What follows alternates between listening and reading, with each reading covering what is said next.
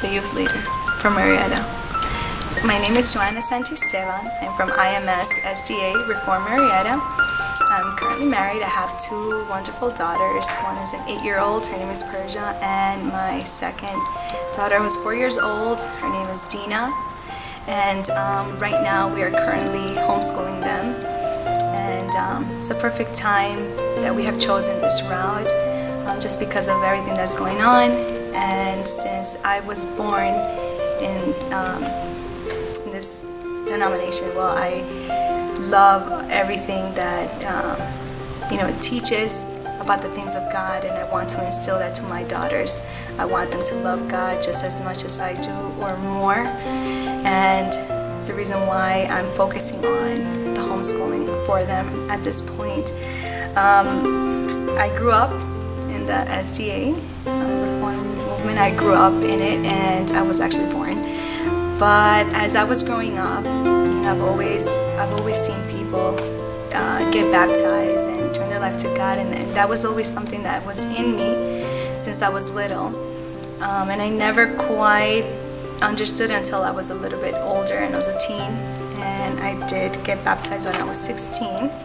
One Bible verse I would like to read is found in Matthew 7:22 and 23, and it says, "Many will say to me in that day, Lord, Lord, have we not prophesied in thy name, and in thy name have cast out devils, and in thy name done many wonderful works? And then will I profess unto them, I never knew you, depart from me, ye that work iniquity." This Bible verse has always been a verse that has really talked to me, just always kept me grounded in the things of the Lord, because I don't want to be, and I don't want to teach my child to be someone who says they love the Lord, thinks that they're doing things for the Lord. In reality, it's not what the Lord is wanting. And so, when I got baptized when I was 16, from then on up until now, I'm 35 years old, so up until now I've just been reading more of the Bible, growing in my spiritual life. So in short, the most valuable thing for me is for my daughters to love God, to know how important it is to follow Him, and see the way I act, like see my relationship with the Lord, and have them follow it. There's also a Bible verse that I love. Is in James 4:14, and it says, "Whereas ye know not what shall be on the morrow, for what is your life? It is even a vapor that appeareth for a little time and then vanishes away." So that Bible verse, it really, whenever I talk with someone, or even when I talk with my family or friends or people that know a little bit about God, I always tell them, because they always want to give excuses why not to follow things of God. And this Bible verse is so clear, and it's just saying our life is but a vapor. So one day we can be here, one day we may not, and that is so important to follow things of God.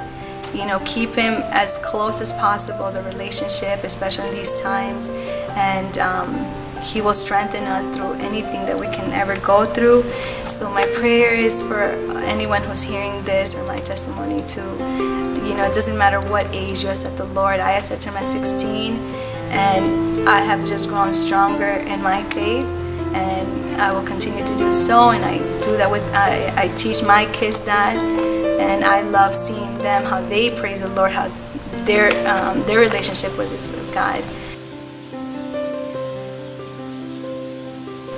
So, my prayer is that any of these Bible verses that I've mentioned, or any Bible verses that you've heard, that you've grown up listening to, or your mom has told you, your dad, or you've heard it somewhere else, keep them in your hearts. Like, pray to the Lord, and He will talk to you. He'll find a way to communicate Himself with you. And I just pray that one day you accept Him, and one day we can all see each other in heaven.